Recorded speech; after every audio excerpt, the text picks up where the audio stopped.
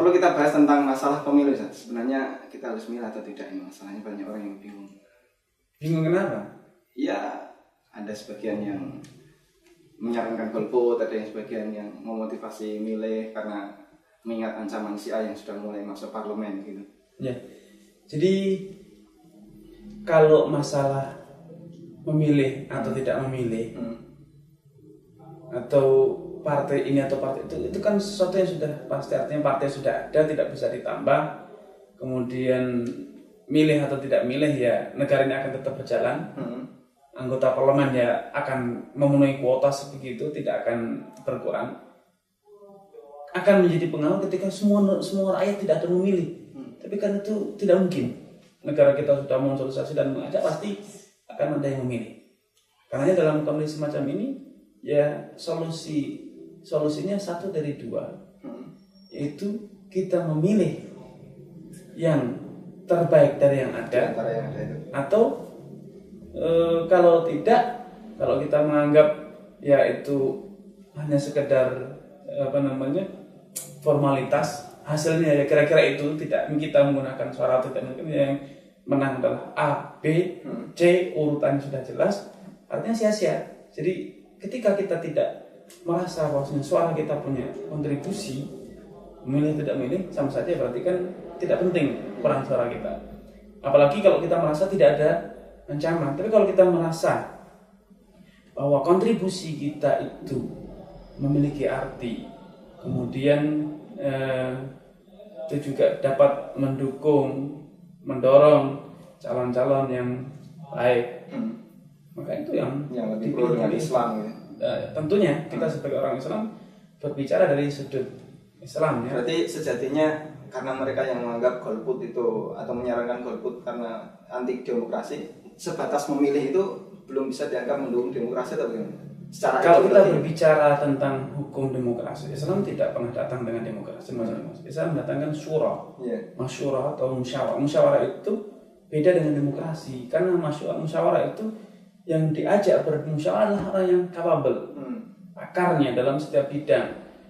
Bukan sekarang antara profesor doktor di bidang fisika nilainya sama dengan yang orang tidak pernah sekolah sama sekali. Tentu ini adalah tidak benar secara syariat Islam. Namun kita bukan dalam rangka membandingkan demokrasi atau musyawarah, namun kita dihadapkan pada pilihan antara memilih atau tidak, menggunakan hak suara atau tidak. Ketika tidak menggunakan suara, maka potensi calon-calon yang tidak baik akan menang, karena ternyata dia membeli suara, politik uang, atau teman-teman dia yang serupa dengan biasa sama orang yang misalnya para peminum khamar, itu pasti akan suka. Orang yang non muslim pasti akan memilih orang yang menguntungkan mereka. Tentu kalau kondisi seperti itu ya mau tidak mau kita adalah menggunakan hak suara untuk memilih yang terbaik dari yang ada, dalam rangka menerapkan kaidah akhafud dararain. Memilih yang paling ringan. Nah ini saya tertarik dengan kaidah akhafud dararain, mengingat misalnya untuk pemilu saat ini banyak beberapa tokoh Syiah yang terlibat misalnya. Berarti kalau secara syar'i, mana yang lebih mendekati maslahat golput dengan memilih itu sendiri? Kalau seperti itu pertanyaannya jelas, artinya ya memilih untuk mendominasi agar di parlemen kita, di pemerintah kita didominasi oleh orang yang baik, itu adalah solusinya.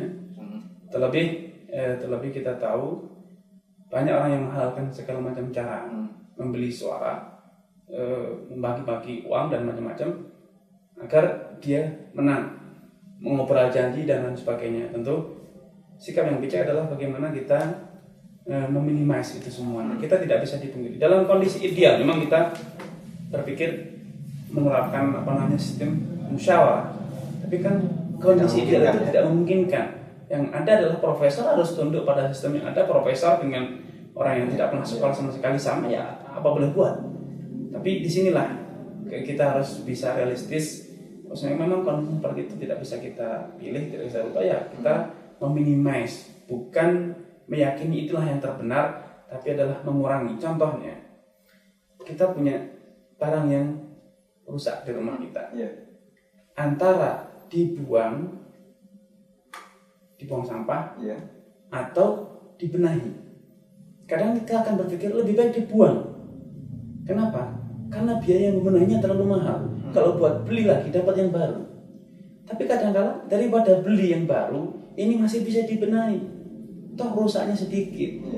Toh masih bisa dimanfaatkan untuk kepentingan yang lain misalnya.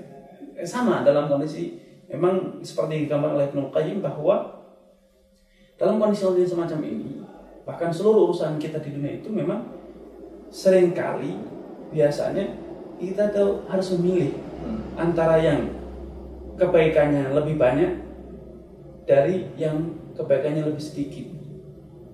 Yang murni baik di dunia ini adalah barang langka atau bahkan tidak ada. Yang murni jelek juga tidak ada. Pasti ada jelek dan buruknya.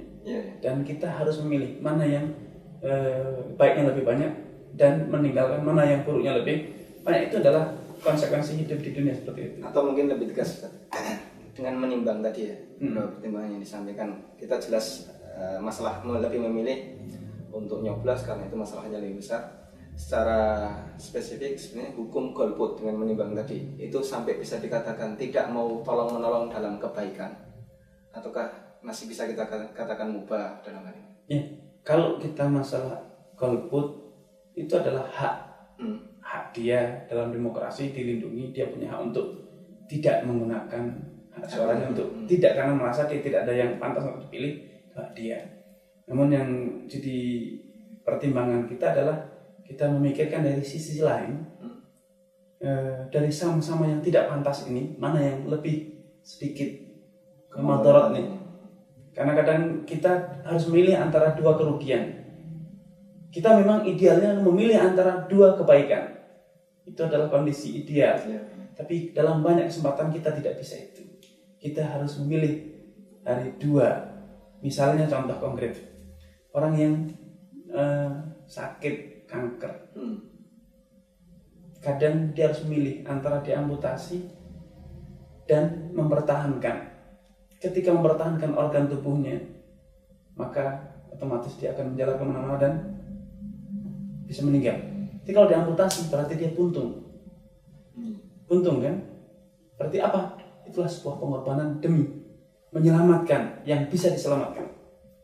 Jelek, menyakitkan, cacat, tapi itu lebih ringan dibanding harus mati semuanya, celaka semuanya. Nah, kalau kita bisa katakan ilustrasikannya, gambaran seperti itu. Daripada diambil semuanya ya, ambil sebagian. Daripada rusak semuanya, sudah rusak sebagian. Daripada yang memimpin itu adalah orang yang benar-benar merusak tanpa peduli, ya makan sebagian, selamat sebagian seperti itu. Ini adalah sebuah konsekuensi dari hidup, ya gitu. Ini kekhawatiran mereka yang tidak milih. Jadi ketika kita milih itu kan kita dibebankan sebuah tanggung jawab. Betul. Kita milih ini mesti harus ada tanggung jawabnya. Betul. Terus. Nah, misalnya kemudian kita memilih salah satu calon begitu ya. Terus dia melakukan sebuah pelanggaran. Itu kita atau kira-kira kita dibebani dengan dosa nggak sih? Ya, ketika kita sudah berusaha untuk memilih yang terbaik, memilih terbaik sebatas yang kita ketahui, apalagi udah dengan istikharah, insya Allah masing-masing bertanggung jawab dengan amalnya sendiri. Saya sebagai seorang muslim berhadapan pada dua pilihan, dari berhadapan dengan, misalnya kalau kita berhadapan, saya harus memilih loncat 1 meter atau harus nyeberangi lautan. Saya akan memilih loncat 1 meter. Saya bisa melakukan itu. Saya harus milih berobat ke dokter membayar 100.000, 1 juta, 2 juta, atau saya biarkan sakit ini sehingga akhirnya menjadi penyakit yang akut bahkan bisa meninggal. Saya akan pilih bayar 1 juta, 2 juta, hilang duitnya, betul.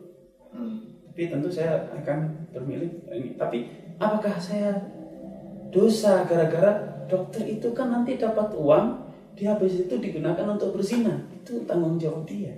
Seperti ketika kita memilih pejabat itu nanti dia korupsi, itu tanggung jawab dia. Kita tidak menganjurkan, tapi kalaupun dia korupsi, ini lebih sedikit motornya kalau ternyata sudah dia non-muslim, menyebarkan agama non-Islamnya, mempersusah umat Islam, memberi peluang yang umat Islam, Dan juga potensi korupsi tetap ada.